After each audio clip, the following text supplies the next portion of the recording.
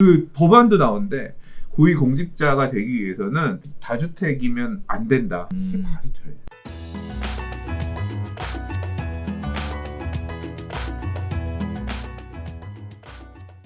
좋아요와 구독하기는 사랑입니다. 네, 안녕하십니까. 2020년 7월 18일 한 발 앞서 소식을 전하는 고품격 부동산 토크쇼 부동산 별별 스타에 오신 여러분을 환영합니다.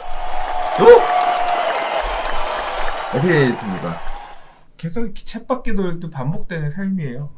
특별한 게 없어요? 그러니까 뭐 그러네요. 이렇게 좀 어떻게 보면 아침에 일어나면 전날 네. 있었던 주요 글들 체크하고 읽어보고 정리해서 올리고 음. 그 다음에 그날 있었던 부동산 뉴스들 이제 하고 그리고 기본적으로 업무하는 것들 짬짬이 또 하고 그러면 저녁 돼가요. 오후. 오. 네, 오후에 그때부터 놀고 집에 가서 또 놀고 다음날 아침 노네. 이게 반복이야. 계속 노느라고 다 보내네. 어? 노느라고 다 보내.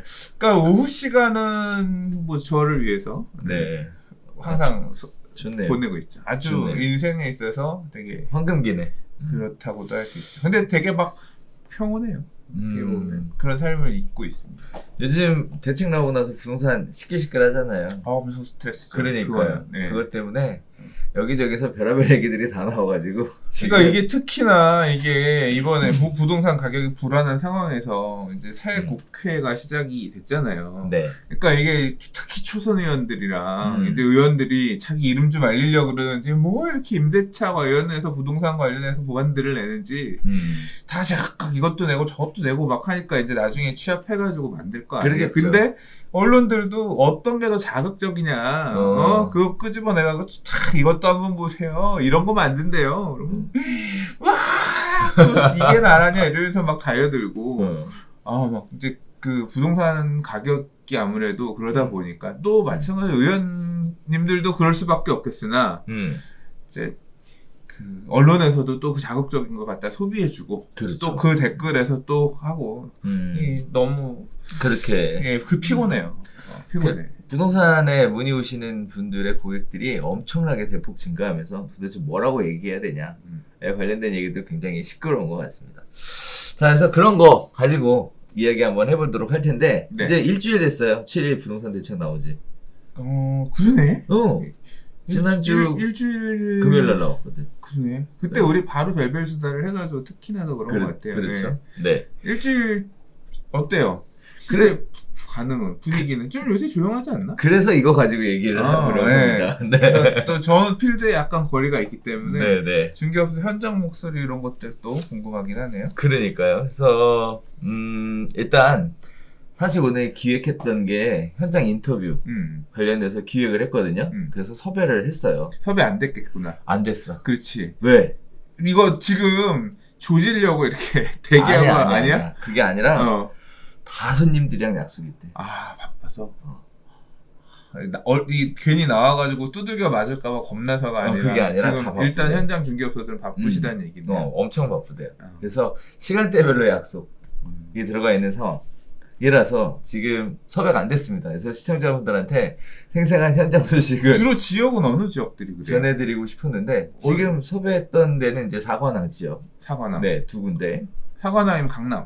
그렇죠. 네. 잠실 대첩. 그게 네. 사관왕이 아니라 오관왕이야. 하나가 뭐요? 더 있었어 사실은. 뭐요? 그러니까 이게 쿼드라가 아니라 펜타야. 펜타크라운이야. 네, 왜요? 왜 그러냐면 뭐가 있어 또? 분양가 상한제 적용 지역. 그것도 있어. 그래서 다 걸려 있는 거죠. 오관왕 지역들. 오관왕 지역들이 바쁠 정도면 거기 토지거래 허가들 또 그런 건 아니더라고. 보니까 중개업소들도 양극화들이 생겨서 바쁜 데들은 엄청나게 바쁘고 한가한 데들은 요새 뭐 해야 되냐 이렇게 생각하시더라고요. 평소에 이렇게 이 낚싯대들을 잘 뿌려놨던 씨를 잘 뿌려 놓은 씨를 거지. 잘 이렇게 관리를 잘. 뭘또 낚싯대 뿌려. 우리가 무슨 뭐 어부야. 원래 중개업소가 홍보가 제일 중요한 거 아니에요? 낚싯대가 이게 다 이게 홍보지. 아니야. 인터넷 홍보, 매물 홍보, 뭐 이렇게 다. 그런 유튜브 홍보. 그러다가 권력분 아니야. 자, 우리 중개업 하시는 분들은 이렇게 호도하시는 분들 주의하십시오. 근데 영업이 제일 홍보가 제일 중요합니다. 그래야 하긴. 그리고 이제 그렇게 해서 왔는데 이 사람이 되게 진정성 있게 괜찮은 중개업자 에이전트다. 내가 이런 상황일수록 이 의견을 경청해야 된다. 그러니까 이게 맞아야지. 근데 난 더 중요한 게 영업 홍보라고 생각해. 그것도 있죠.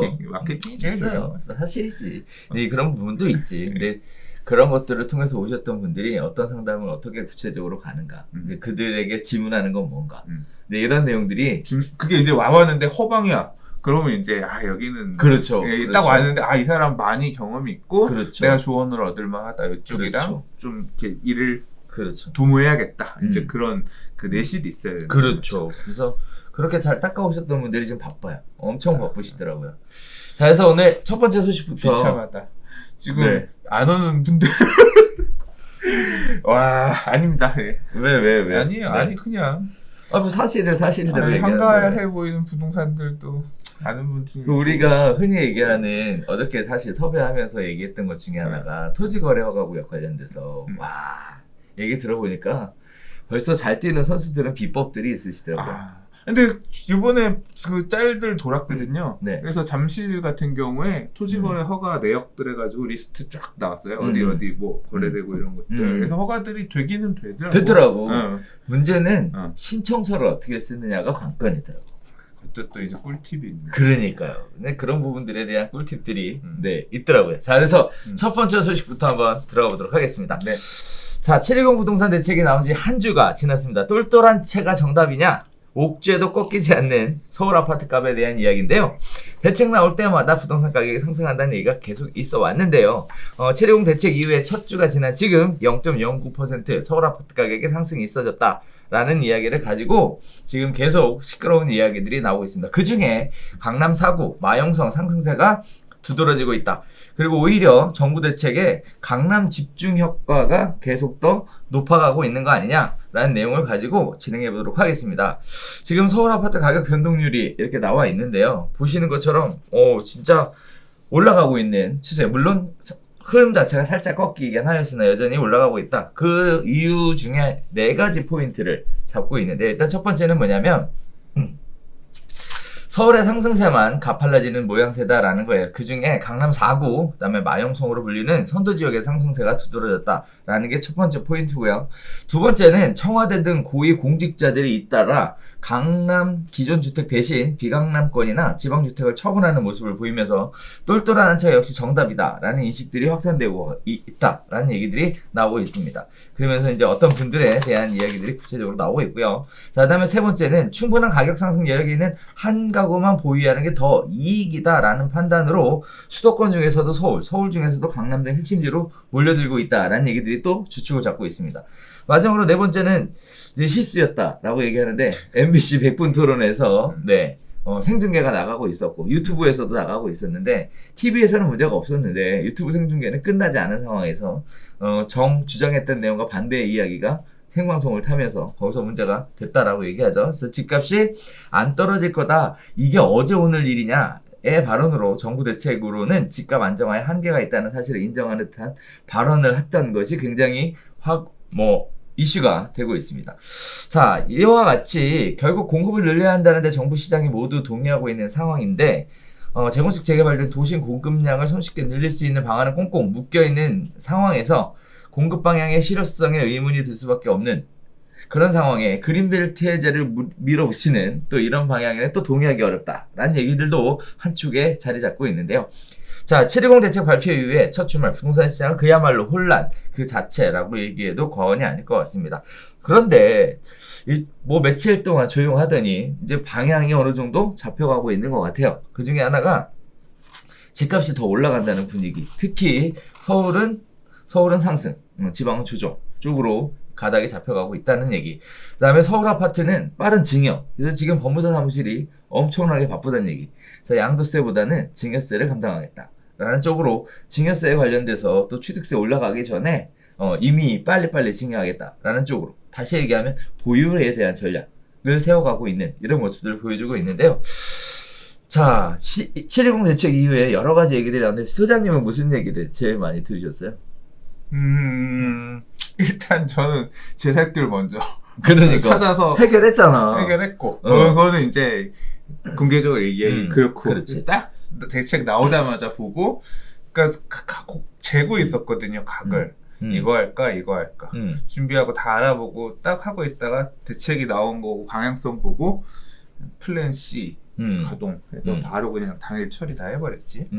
뭐 지난주에 끝냈으니까. 아무튼 그렇게 각자들 살 길들을 찾으려고 준비하고 계실 거고 또 각자 살 길을 잘 모르겠으니까 이제 결국 중개업소 사장들이 바쁜 이유가 이제 어떻게 하면 좋을까? 일종의 컨설팅이지. 앞으로 어떻게 가져가는 게 좋을까요? 이제 그런 것들을 물어보시면서 그러는 것 같고 또 한편으로는 아직 지금 법안들이 확정이 된 게 아니잖아요. 그렇죠. 계속 언론에서는 카더라 이렇게 가 안 보고 저렇게 가 안 보고 아니다 카더라 아니다 카더라 이게 계속 반복되니까 저도 아예 안 봐.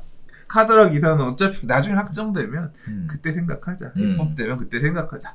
근데 이제 그런 상황에 따라서 이제 대비하려는 분들이 많죠. 계속 눈팅을 하는 거지. 그렇지. 그래서 지금 지난 한 주 동안 대책 끝나고 나서 그냥 대책이 첫날은 1,000만을 돌파했잖아요. 그 다음날에 이제 800만 원 떨어졌는데 그 다음에 떨어졌는데 이게 우리 트래픽 얘기들 해봤지만 부동산 사기 카페 트래픽 얘기 해봤지만 9.13 대책 나오고 안 좋을 때는 180만, 160만, 그러니까 200만 밑으로 떨어져서 1트래픽이 갔었거든요. 뜨거울 때가 얼마였냐면 400에서 450만 정도가 뜨거운 거였어요. 근데 지금은 일평균 600만이 맨날 넘어요. 지난주 내내 600만이 넘어. 그러니까 이게 되게 화가 났어. 사람들이 소유하고 계신 분들이 보유세면 취득세면 세금 올린다고 하니까 일단 열이 좀 받은 게 보여요. 이게 어떻게 이렇게 할 수 있냐 그런 부분들도 보이고 난 어떻게 대비해야 될까를 남들의 의견을 자꾸 보려고 하니까 계속 트래픽이 빠지지 않고 유지가 되고 한편으로는 또 니들 망했다. 이제 반대 측면에서 얘기하시는 분들의 어떤 이런 비아냥? 뭐, 이제, 그런 류의 잘못됐다. 이 맞는 방향이다. 이제 이런 목소리도 한편으로 보이고, 이게 혼조되면서 되게 지금 뜨거운 상황이에요. 분위기 자체는.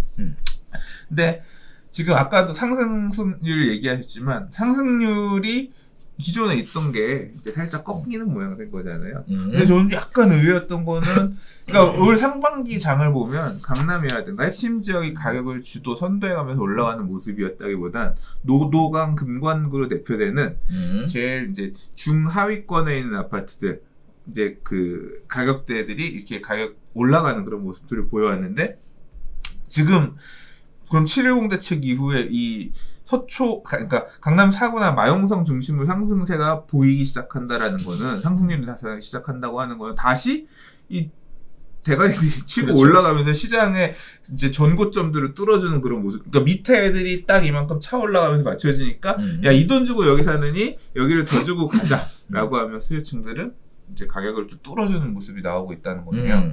이게 사실 별로 안 좋은 건데. 그 실수요자들이 결국은 선호하는 강남으로 또 마용성으로 이렇게 다시 몰려들고 있다. 이렇게 봐도 될 것 같아요. 우리 사실 7.19 부동산 대책 관련된 얘기할 때 아 이거 서울로 몰려갈 것 같다 이런 얘기를 드렸는데 진짜 그렇게 근데 그게 있더라고요. 방향성이 그럴 수밖에 없어요. 이거 뭐 제가 안 그래도 그 얘기 했었는데 뭐 다음 이슈 얘기할 때 다음 주제를 꼽아놓은 거 할 때 그 얘기를 할게요.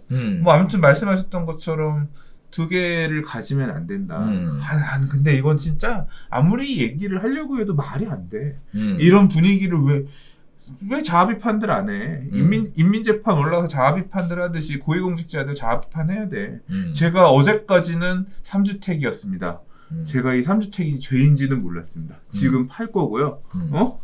앞으로는 다주택이 되는 일은 하지 않겠습니다. 자합의판 한번 하고 팔아야지. 이제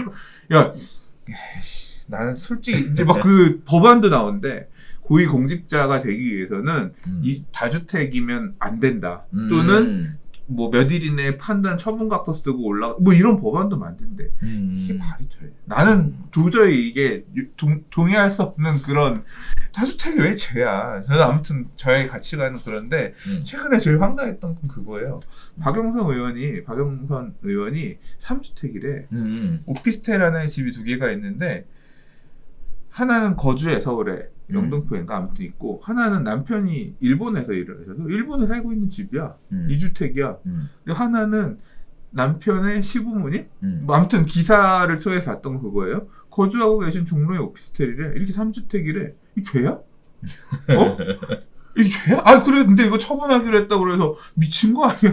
야 이거 다 실수였는데 저런 걸 어떻게 뭐 새 살아야 되는 거야 그러면? 본인 명의로 했어야지. 나는 아무튼 그런 부분도 이해가 안 가고 이게 광기가 되는 거예요. 그러니까 다주택이 죄 이렇게 그런 식으로 어떤 프레이밍이 되니까 그렇게 쉬웠지. 언론에서도 자꾸 요구하는 거잖아. 공직자 국회의원이 이 모범이 돼야 되는데 왜 집을 여러 채 이런 식으로 되면서 그 화살이 오니까 울며 겨자 먹기로 팔아야 되는 상황이 오는 거잖아. 그렇죠. 네. 나는 정상이 아니라고.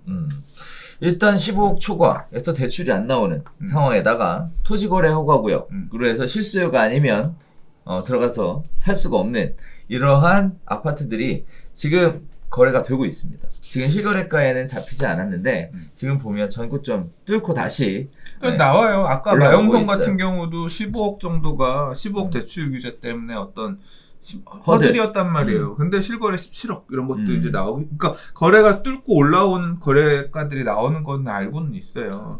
왜냐하면 그 거래가 나오면 이제 앵무새처럼 외치고 우리 아파트 얼마 거래됐다. 이제 다들 이제 커뮤니티에서 얘기들을 하시니까. 그런 거 보면 실수요자들의 이런 주택에 대한 욕구 이런 부분들에 대해서 간과하고 가지 않았나? 그러니까 그게 그 욕망을 수요를 억제할 수 있다. 이 제도를 최대한 억제해 보려 한다. 억제할 수 있다라기보다는 최대한 억제하겠다. 수요를 잠재우려고 하겠다라고 약을 썼는데 그 약보다 욕망이 더 큰 거지. 그러니까. 근데 사실 그 욕망을 710 대책이 다시 뽐뿌질했다고도 어떻게 보면 보여지는 거예요. 그러니까. 예, 이제 그거는 이게 부작용이 이렇게 나타나고 있는 부분이 아닐까 싶어요. 그래서 이제 또 들리는 얘기에 의하면 토지거래 허가구역으로 해서 토지거래 허가 받아야 되잖아요. 그 부분 관련해서 어떻게 진행되고 있냐라고 물어봤더니 실제 이러한 실수요자들이 움직이고 있는 게 사실이고 그다음에 또 증여를 통해서 매입에 대해서 생각하고 있는 분들이 상당히 많은 것으로 이렇게 보여지고 있고요. 돈도 많아. 토지거래 허가 관련돼서 또 얘기 나오는 것이 이제 허가 신청을 어떻게 하면 받을 수 있겠냐에 관련된 이야기 중에 이런 얘기가 나오더라고요. 그냥 간략하게 쓰면 안 되고 구구절절 써야 돼. 구구절절히 써야 된대요. 딱 읽어보고 감동할 정도로 거의 논술평가. 국어를 장문을 이걸 잘해야 되네. 그러니까 글을 많이 써본 사람이 저는 본디 가진 것이 없이 태어나고 자주성가를 해서 10년 전 교통사고로 뭐 이러면 토지거래허가 나온대요. 네, 이게 그러니까 그거를 검수하는 공무원이 보고 이건 진짜 실수요가 여기 들어와 살 마음으로 이거는 돈도 이렇게 갖췄고 이렇게 하려고 했구나 라는 부분을 그러니까 교수님한테 레포트 내듯이 정성껏 써야 네. 되는구나. 그 간략하게 오히려 뭐 이러이러해서 이러이러하다. 그러면 빠꾸 가족들 통장 다 갖고 와라. 뭐 이런 식이고 내가 사실 뭐 어찌고 해서 몸이 불편해서 장거리 이동이 어렵고 뭐 내가 뭐 생활의 주거 편의가 어떻게 되어 있고 이런 부분들이 어필이 되면 통과. 앞으로는 저것도 나오겠는데 토지거래 허가 장원 뭐 이렇게 토지거래 허가 뭐 우수상 와 이거는 진짜 감동 이 허가를 관장하는 공무원이 100일장 그래 100일장 토지거래원의 100일장 완전 야 이거는 진짜 이렇게 내 집 마련을 실거래 실수요자가 와서 하셨습니다. 그 구별로 이거 하면 구는 아니고 구 두 개 지금 3개 구구나 용산구 강남구 송파구니까 구별로 토지거래 허가가 확대될 거 아니에요. 그렇죠. 25개구로 확대되면 25개구 누가 어느 구 장원이 제일 멋진가. 공인중개사의 장문 실력이 이제 도마 위에 올라가게 되는. 네. 그거 허가 토지거래 허가 신청서 써주는 알바 이런 거 만들어야 되겠다. 네. 그게 아니라 넣어드리면 80% 확률로 됩니다. 허가서 이거 장당 얼마 뭐 해가지고 말하면서도 어이가 없다. 죄송합니다 이게. 그러니까 그런 얘기를 했어요. 네. 말이 안 되니까 그렇지. 자, 이렇게 토지거래 허가구역 관련된 얘기들도 있어 왔어요. 그래서 다들 무서워서 못 들어갈 것이다. 실수요자들이 설마 허가까지 받고 그렇게 낡은 주택으로 이사를 들어가겠냐 이런 식의 우려들이 있었습니다만 시장에서는 뚫고 들어가는 모습들이 지금 포착되고 있고요. 아직 실거래가가 30일 내에 신고라서 정확하게 데이터가 나오고 있지는 않습니다만 현장의 이야기를 들어보면 이미 돌파한 것으로 그렇게 돌고 보여지고 좀 있는 뚫은 상황입니다. 단지들이 네. 계속 나오고 있다. 뭐 핵심 이게- 지역에서는. 그렇죠. 앞으로 계속 갈 거냐 아니냐 이건 모르겠어요. 근데 정확한 거는 현재 시점에서는 그렇다. 여기까지는 말씀드릴 수 사례들이 조금 나왔다. 있을 것 같습니다. 자, 두 번째 이야기로 가볼게요. 지방주택 먼저 팔겠다. 문의가 빗발친다. 서울과 동일한 세폭탄. 이게 말이 되냐라는 얘기입니다. 이건 징벌적 과세. 지방 분양시장, 지방주택시장의 절규에 관련된 이야기인데요. 획일적 과세 잣대에 분양권, 갭투자 사실상 올스톱이고요. 김해, 거제, 구미 등 제로 프리미엄 사태가 속출되고 있는 상황에 법인발 급매물까지 쏟아지면서 시장의 초토화 가능성이 매우 높아지고 있다라는 얘기입니다. 자, 법인 아파트 개인 소유의 매입 추이에 대해서 쭉 나오고 있는데요. 뭐 사실 이번에 710 부동산 대책에서 가장 포커스를 많이 뒀던 게 법인 투자자들이었다라고 얘기도 과언이 아니겠는데요.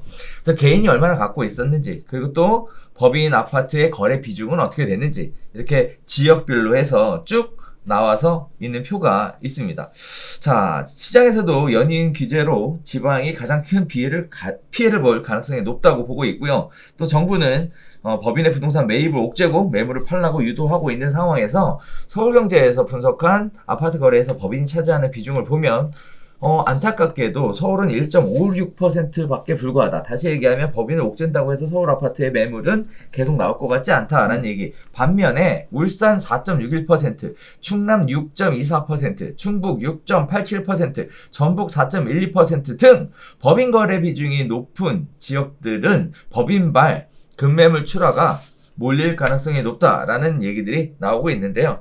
법인 투자자가 많았던 지역들 중에 대표적으로 꼽히는 것이 이런 지역들뿐만 아니라 청주, 수원, 인천 등인데요. 이쪽도 제가 좀 조사를 해봤어요. 했더니 무슨 얘기들이 있냐면 법인 투자자들 모임이 있대요. 그 모임에서 투표를 했답니다. 투표 결과가 뭐냐면 팔 거냐 보유할 거냐. 그런데 투표 결과는 보유가 좀 더 우세한 것으로 이렇게 나왔어요. 그래서 이거 어떻게 되는 거야? 라고 얘기했더니 이런 얘기들이 있대요. 어차피 내놔도 지금 안 팔린다는 거죠. 그러니까 이제 어떻게 하면 버틸 것이냐는 전략으로 갈 수밖에 없다. 6%를 어떻게 내? 중국세를?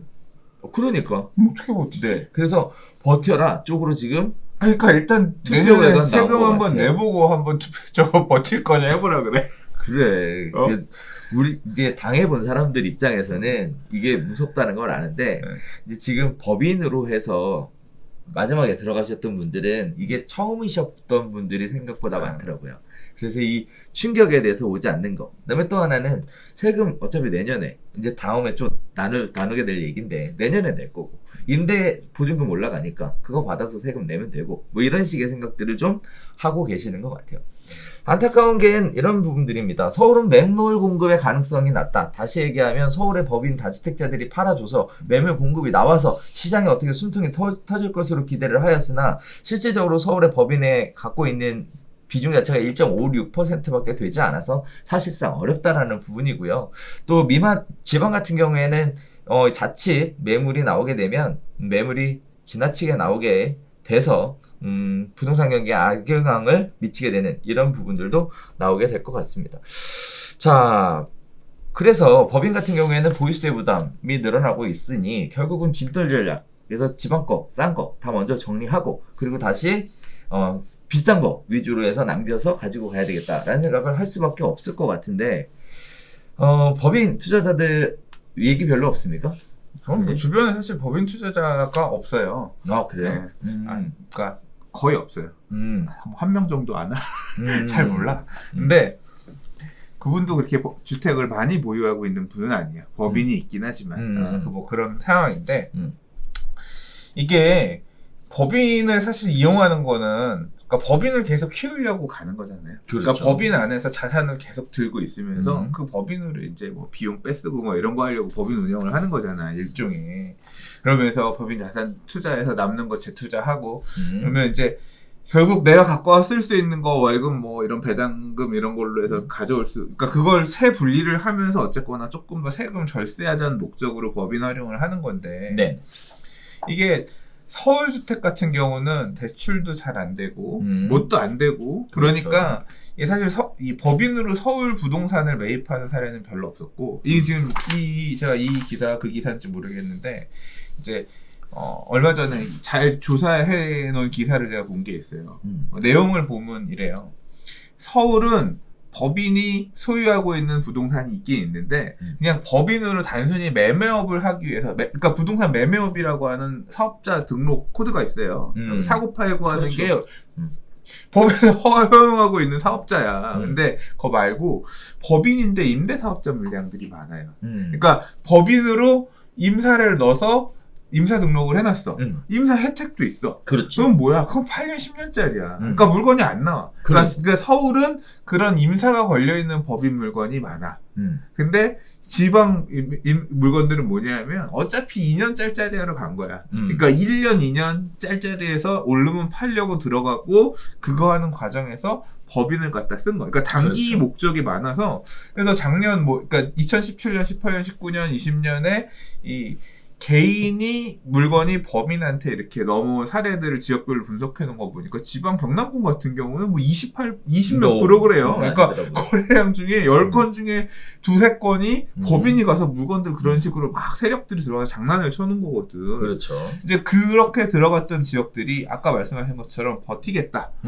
그 사람들이 보유세 내가면서 그 법인들이 보유세 내가면서 버틴다고 하면 뭐 되겠지만 그 중에서도 이제 던지려는 물건들 나오기 시작하면 그 물건들이 시장에서 실수요들이 소화가 잘 되지 않으면 가격이 굉장히 불안해질 여지가 있고 그리고 이제 전세 가격들이 잘 받쳐주면 상관없는데 전세 가격은 항상 그 지역의 수급하고 영향이 있잖아요. 그렇죠. 얼마나 새 있죠, 아파트 사실. 들어오냐. 이제 그런 이게 지방도 지역마다 다 다를 거기 때문에 뭐 지방이 다 무너진다. 그렇게만은 볼 수 없고 볼 수 없다고 생각해요. 그럼요. 근데 결국 뭐냐면 법인의 이렇게 직격탄을 말 그대로 목까지 칼을 딱 들이대는 상황이기 때문에 어쨌거나 충격받고 영향받는 물건들은 더 나올 만한 여지가 있기 때문에 충격이 생길 수밖에 없을 겁니다.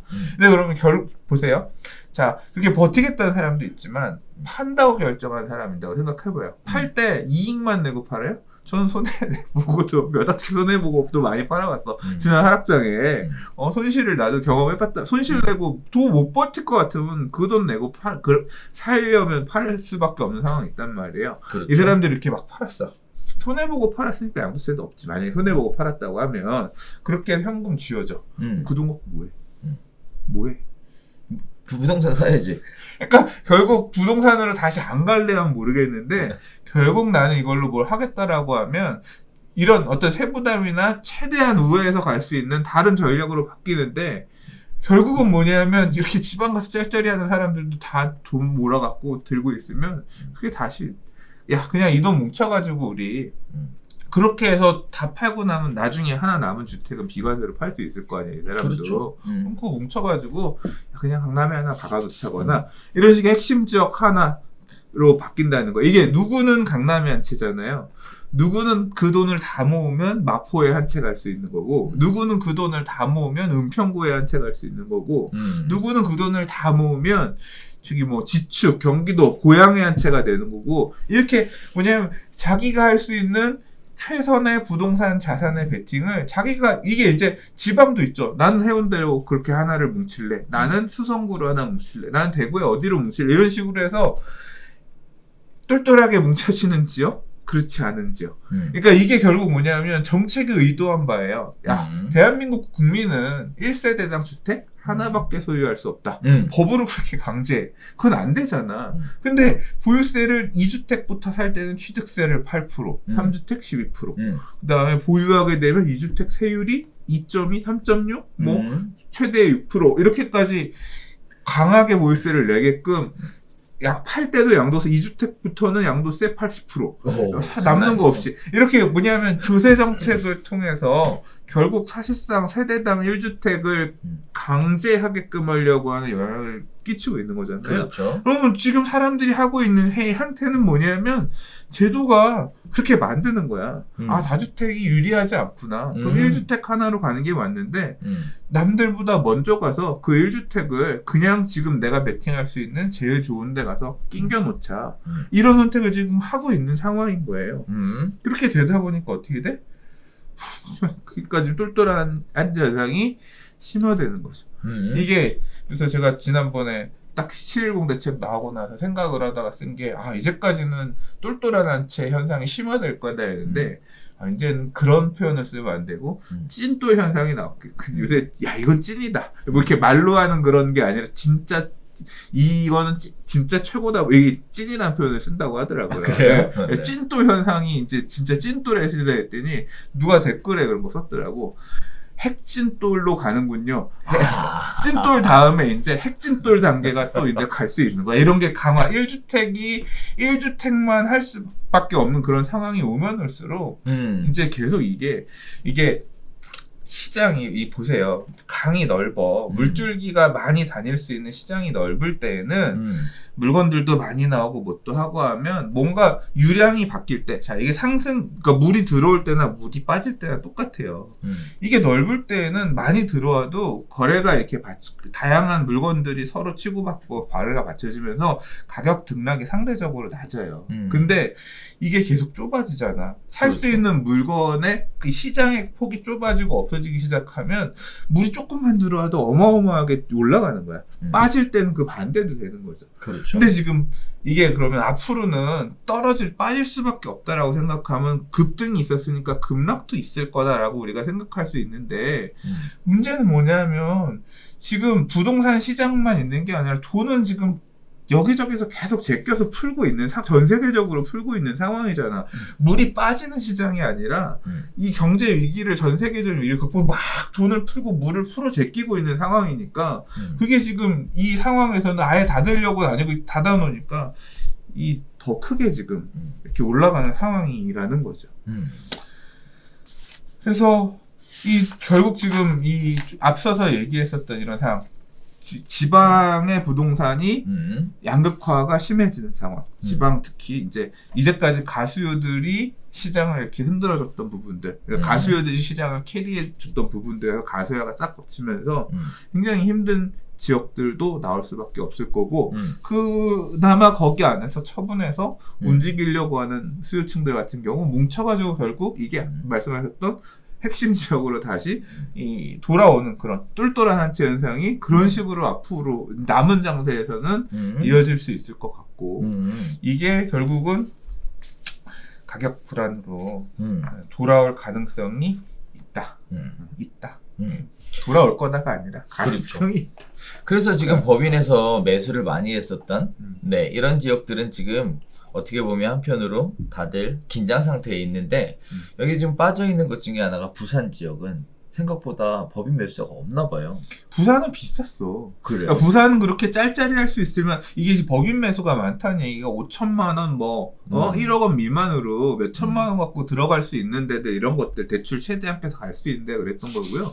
제가 작년 초에 부산을 공부하러 내려갔을 때 그렇지. 가보고 나서 별로 부산이 매력이 없다고 느낀 게 부산에 가서 어지간한 데 살려면 3억 넘게 있어야 돼요. 아파트 6억 7천에 전세 3억 3억 5천 아파트, 그러니까 그게 가격이 빠진 거예요. 1억씩 빠져서 그 금액이었거든요. 그때도 갭이 너무 컸어요. 왜냐하면 부산도 입주 물량이 거의 한 2만 세대 가까이 나올 정도로 계속 있었거든요. 그러니까 전세 가격이 안 오르는 거야. 계속 새 아파트가 몇천 세대 이렇게 들어오니까.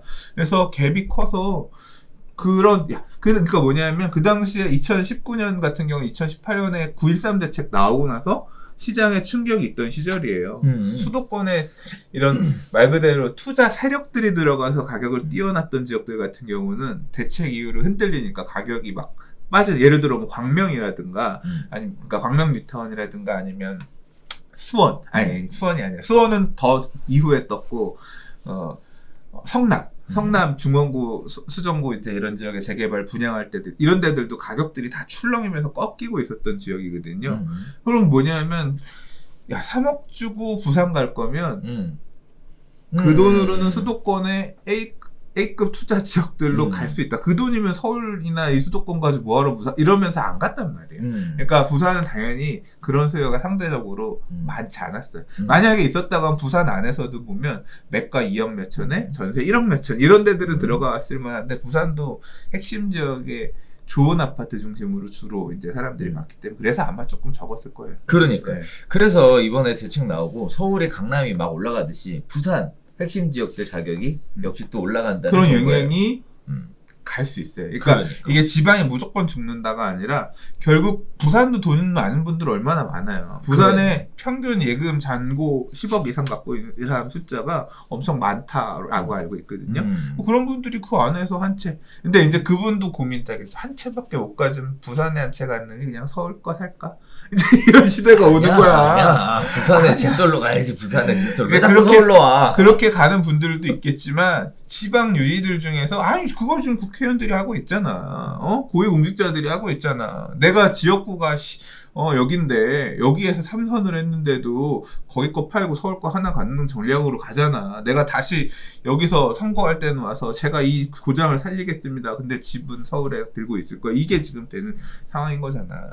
그래서 그런 현상이 이게 앞으로 더 심화되면 심화될수록 그러니까 이게 지금은 신경만 준 거야. 이렇게 할 거다라고. 내년에 종부세 고지서 받아보고 나서 이게 세금이 장난이 아니구나 느끼면 그때부터는 진짜 문제. 진짜 저는 이제 사회적 문제가 될 거라고 봐요. 저도 문제가 될 거라고. 이 보유세 조세 저항 부분도 되게 지금은 뭐 실검으로 나오는 수준이지만 나 이 보유세 못 내겠다라거나 파는 사람들의 그러니까 지방 거 팔고 서울로 회귀한다거나 이런 현상들이 되게 강화될 가능성이 커요. 그러니까 지금은 아직은 겉만 줬지만 그래서 지금 이게 반영이 안 됐지만 실제 내보고 이게 내가 이거를 매년 이 돈을 매년 내야 된다고 내년에 또 6월 1일 되면 매년 내야 된다고 무서워서 던지는 물건들이 나오겠지. 그러나 그렇게 나온 물건들을 정리해서 다시 핵심 지역으로 향하는 현상은 더 강화될 가능성이 있다.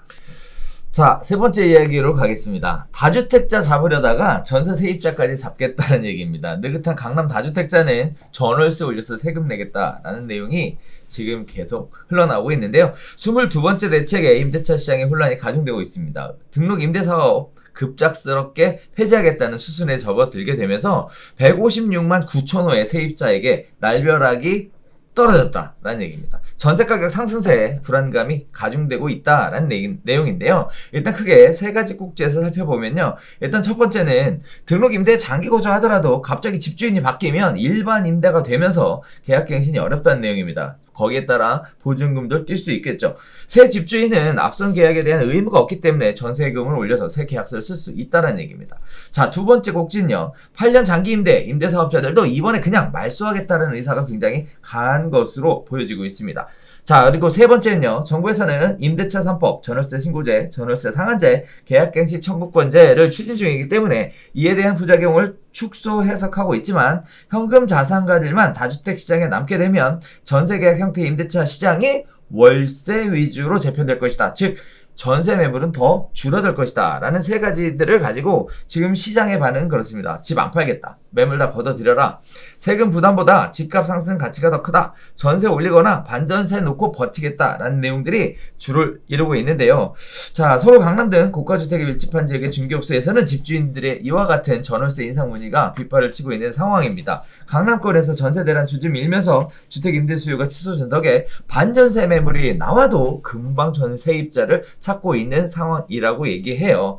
대치동 레미안 팰리스 1단지의 경우에는 15건의 전월세 매물 중에 9건이 월세고요. 음마아파트나 지능아파트도 비슷한 상황으로 변해가고 있는 상황입니다. 자, 그렇게 되면 710 대책에 세부담이 늘자 집주인이 세입자들에게 세 부담에 대한 인상분을 떠넘길 것이다 라는 우려가 현실화되는 거 아니냐라는 굉장한 우려 섞인 목소리들이 나오고 있는데요. 자, 임대인들의 관점에서 보면 그렇습니다. 종부세 부담된다. 하지만 적용 시점은 내년 6월이다. 아직 급할 거 없다.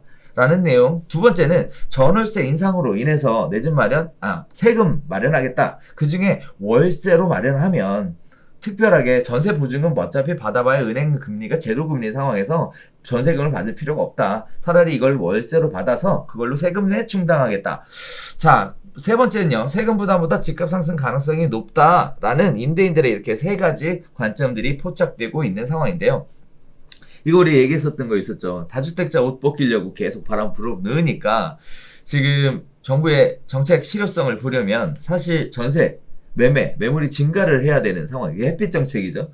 그런데 계속 바람만 불면 벗지 않을 것이다 라는 얘기가 지금 임대인 관점에서 계속 나오는 것 같아요. 문제는 이번에 공급대책 발표한다고 했는데 잘못 발표되면 끝장날 것 같다라는 굉장히 좀 불안함? 위기감? 뭐 이런 게 저는 들거든요.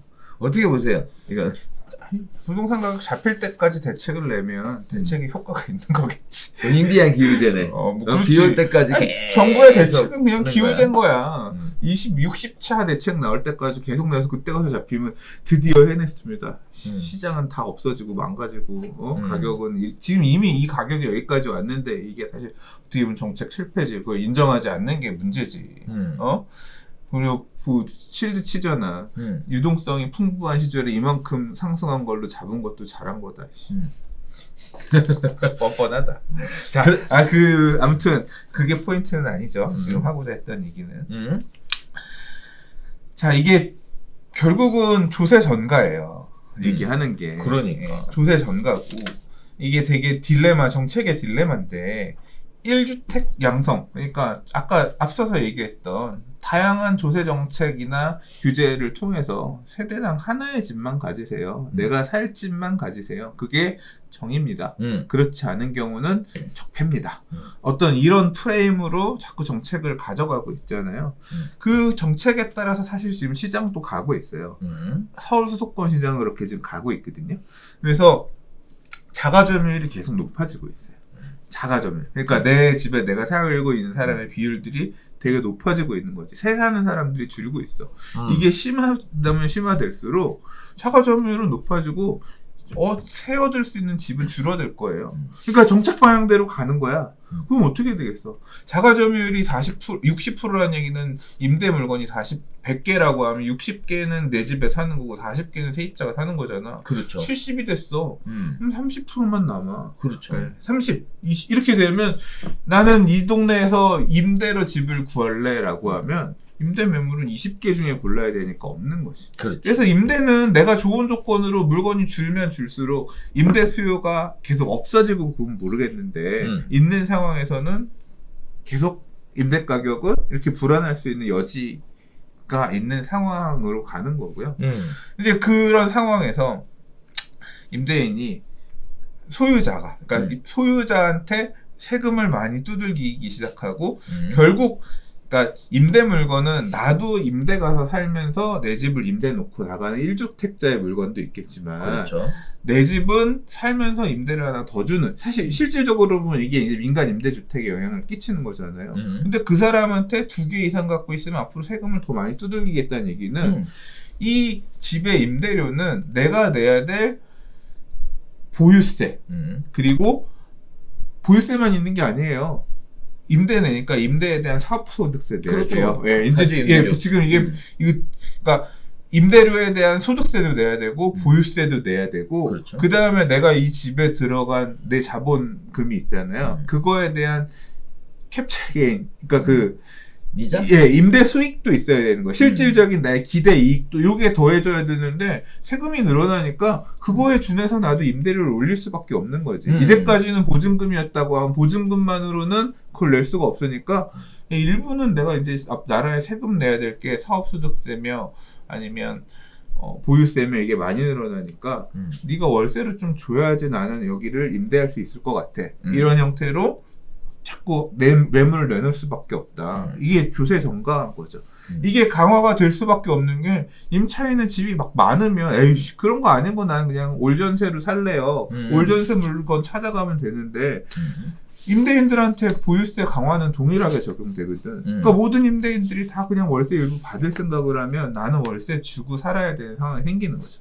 지금 그런 형태로 스무스하게 또는 급격하게 그러니까 이 대책의 강도가 얼마나 세냐, 세지 않느냐에 따라서 지금 그렇게 흘러가고 있는 상황이다. 그게 지금 적나라하게 드러나는 게 수요가 많은. 그러니까 특히 대치동 이런 데가 자꾸 거론되는 게 학원가라든가 학군 수요. 애들 학교 중학교, 고등학교 보낼 6년간 여기서 나는 임대료가 뭐 500만 원이라도 난 버티고 살다 가야겠어요. 1년에 6천이고 5년, 6년이면 뭐 3억 임대료 3억 몇천 깔더라도 우리 애 인생, 미래를 생각하면 고생 좀 하고 간다. 그때만 그렇게 가겠다. 만들어질 수 있어요. 충분히. 옛날에는 그냥 월세 200, 250쯤 있어야 될 때가 이제 그 돈을 내고도 들어가서 한시하고 사는 그런 특구, 주거 특구, 학원 특구 이런 식으로 바뀔 가능성도 있는 거지. 이제 그게 그런 흐름이 지금 한쪽으로는 되게 가고 있는 거고요. 자, 이건 말도 안 되는 얘기다. 저 임대료를 그렇게 올리는 게 말이 돼? 안 돼. 임대료 안정화 시키겠습니다. 이제 그건 정책적인 또 지향점이잖아요. 그래서 지금 얘기가 나온 게 임대차 3법 또는 임대차 5법이라는 얘기인 거잖아요. 그럼 결국은 임대료를 올리는 거를 누가 맘대로 그렇게 임대료를 했어? 정해질 거야. 우리 나라가 그렇게 허용하지 못할 거야. 이제 그렇게 해서 이제 그걸 누르겠다는 건데, 이거는 이제 분노하는 거죠. 네가 내가 집 사는데 뭘 도와줬다고 왜 법으로 이렇게 나를 막는 거야? 이제 그런 분노하는 임대인들이 지금 되게 많이 있단 말이에요. 이 세금 늘어나면 아무튼 조세 저항은 생길 수밖에 없고, 이렇게 내가 뭔가를 하려고 하는, 민간에 하려고 하는 걸 개입해서 규제하고 하면 당사자들은 불만이 생기고 안 좋아할 수밖에 없단 말이에요. 근데 지금 의석을 180석 가까이 갖고 있고 하고 있는데 하면 하는 거지. 하면 하는 거지. 그렇게 해서 적용되면 이제 그걸 못 견디겠다라고 하면 나중에 이제 또 다음 총선 때는 또 어떻게 바뀌고 또는 다음 대선 때에는 보유세 낮춰드리겠습니다. 또는 말도 안 되는 보유세 이렇게 안 하게끔 다시 바꾸겠습니다라거나 아니면 뭐 총선 할 때도 다시 이거 보유세 세제 관련된 부분 전적으로 다시 재검토 뭐 이제 그런 목소리를 내는 세력들이 나오고 그거에 따라 바뀐다라고 하면 또 다시 또 어느 균형점을 찾아서 강화된 규제들은 완화될 가능성이 있지만 그거는 한참 뒤의 일이잖아요. 지금 우리가 얘기할 건덕지가 아니잖아. 그러면 결국 임대차 3법 또는 임대차 5법이 통과가 돼서 임대료 상한 제한을 걸고 지금 걸려있는 임대차들에도 올리지 못하게끔 강제하기 시작한다면 어떤 상황이 벌어질 거냐. 저는 이게 상상도 하기 싫어서 별로 그냥 일단 입법되는 거 보고 생각하자 이렇게 해서 한 발 사실 물러서 있는 측면이었는데 최근에 부동산 스터디 카페 트리거라는 분께서 뭔가 글을 써주신 내용에 이와 관련된 얘기가 하나 있었는데 뭐냐면 임대차 3법 5법 될 가능성이 있는데 되면 어떻게 될 거냐.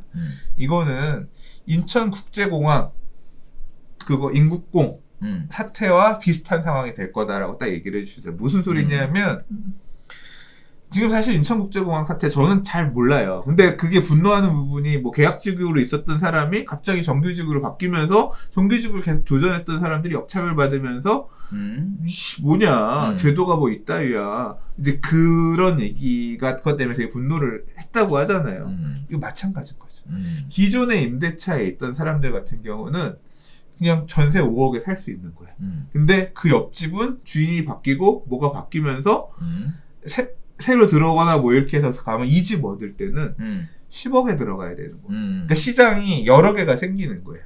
그러니까 임대차 시장이 국가가 임대인으로 관리하는 국가 임대차 시장. 그거는 뭐 되게 보증금 낮게 해서 저소득층을 대상으로 한 그런 임대차라고 하면 민간 임대차 중에서도 지금도 그렇잖아요. 임대주택 사업자들이 갖고 있는 주택들 같은 경우 시세보다 저렴한 물건들이 있잖아. 그런 것처럼 그런 시장이 만들어지고 그게 깨진 상한 제한이나 이런 게 깨진 물건 같은 경우 더 높게. 그러니까 시장이 차별화되면서 그렇게 받아들여니까 유리한 사람, 그러니까 모든 사람한테 다 혜택이 가는 게 아니라 운 좋게 받아먹은 놈은 그냥 먹는 거야.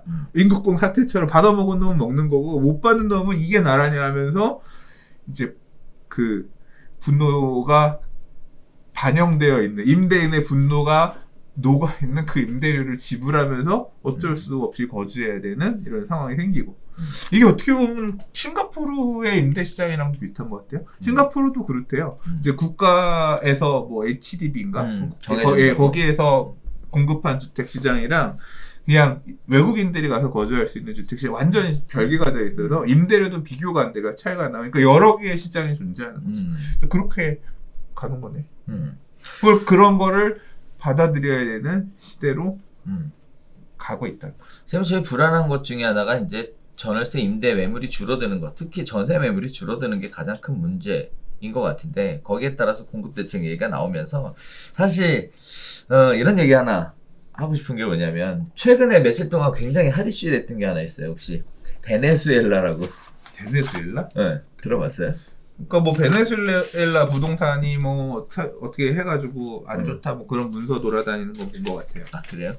베네수엘라가 우리나라하고 굉장히 유사한 정책을 폈대요. 아 주택 정책. 그래서 뭐 쫙 이렇게 표 만들어가지고 다 똑같더라고. 뭐 주택거래 허가제, 토지거래 허가제 무슨 뭐 어쩌고 임대료도 다 정해놓고 뭐도 해놓고 그러고 나서 무슨 일이 있었냐? 가격이 폭등했다.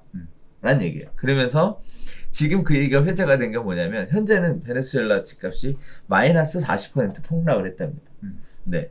그 여러 가지 얘기들을 하면서 이렇게 정책을 펼치면 집가격이 올라갈 거다라는 내용들을 뒷받침해주는 내용들로 베네수엘라 얘기하고 있고 거기에 따른 신조어죠. 베네수엘라. 지금 현재 정부는 베네수엘라로 가고 있다. 뭐 이런 얘기들. 네? 대한민국.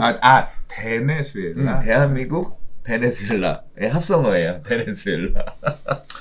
네. 그 정도까지 되세요. 그런 얘기 거기는 산업이 없는 나라고 우리나라 같은. 그런 얘기 하더라고. 경기가 안 좋아. 그러니까 사실 그렇잖아요. 경기가 안 좋은데 부동산 가격만 올라갔어. 그러다가 이제 사람들의 수요가 있는데 민간 공급이 끊겨요. 베네수엘라가. 왜냐면은 다 그렇게 막아버리니까 아무도 집을 안 짓는 거죠. 공급 부족에 의해서 가격이 올라가는 거예요. 가격이 올라갔더니 이제 난리가 난 거죠, 사람들이. 뭐, 일주일에 16%씩 올라갔다고 하니까. 네, 이렇게 막 미친 듯이 올라갔다가, 거기가 사실은 최대 산유국이잖아요. 그런데 경기가 갑자기 안 좋아지면서 완전히 무너지는 거죠, 경기가. 그러니까 부동산 경기도 못 버티고, 40% 폭락. 그래서 베네수엘라에 집 사러 가자. 뭐 이런 얘기들 나오고 있던데.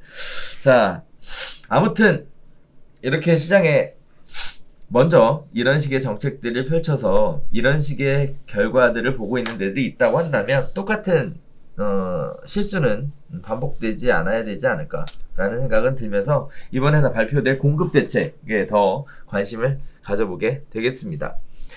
네 번째 이야기 갈게요. 이제 공급에 대한 이야기 잠깐 좀 해볼 텐데요. 공공재개발, 재건축 후보지 낙점한 서울시 당사자가 굉장히 어리둥절하다라는 얘기를 가지고 진행해 보겠습니다. 자, 9월 시범사업 공모를 받을 계획인데 주택공급 활성화직으로 지정하겠다라는 얘기예요. 이게 무슨 뜻이냐? 공공정비사업에 관련된 이야기인데요. 뭐 LH나 SH공사 등 공공기관이 재개발 재건축 사업의 시행을 맡기는 제도라고 얘기합니다. 거기에 따라서 주택공급 활성화직으로 지정이 돼서 용적률, 기부채납 규제 완화, 비례율 보장 뭐 이런 식의 혜택들을 준다라고 얘기하는데요. 다만 일반 분양 물량의 절반을 임대주택으로 내놔야 한다라고 합니다. 자, 그런데 이번에 위에서 떨어뜨린 게 어디냐면 서울시에서 검토하고 있는 공공재개발 재건축 후보지가 4개가 나오고 있어요. 첫 번째가 서대문구 부가현 3구역 재정비 촉진구역 이야기하고 있고요. 두 번째가 용산구 이천동 증선아파트, 세 번째가 관악구 봉천동 봉천 1-1구역, 네 번째가 영등포구 고신길동 신길 10구역 재정비 촉진구역을 이야기하고 있는데 일단 문제는 이 4개의 구역 전부 다 재난 위험이 높은 지역이다라고 해서 지정을 했는데 내국 다 금시초문이래요. 들어본 적이 없다라고 얘기를 합니다. 부가현 3구역만 재개발 사업지이고요. 나머지 3개는 재건축 사업장이라고 하는데 인센티브가 부족한 상황에서 참여하게 되는 원인은 사실 굉장히 미약해서 참여하지 않을 것이다. 근데 사실 재개발이나 재건축 같은 경우에 주민의 동의가 있어야 되는데 공공이 갈 때 본인들에게 더 이익이 된다라고 해야 가지 않겠습니까? 근데 이렇게 절반 이상 임대주택으로 뺏기고 나면 과연 주민들이 동의를 쉽게 받아낼 수 있을 거냐라는 얘기와 함께 또 막상 추진하다 보면 공공이라 한들 이게 사업 추진 자체가 쉽지 않을 것이다 라는 얘기들이 나오고 있어요. 반면에 해제했던 구역들 있죠. 반대해서 해제했던 구역들은 오히려 이번 공공재개발 재건축 기준을 발판으로 사업 재개를 노리고 있다라고 합니다. 증산 4구역이 대표적인 케이스라고 얘기하는데요.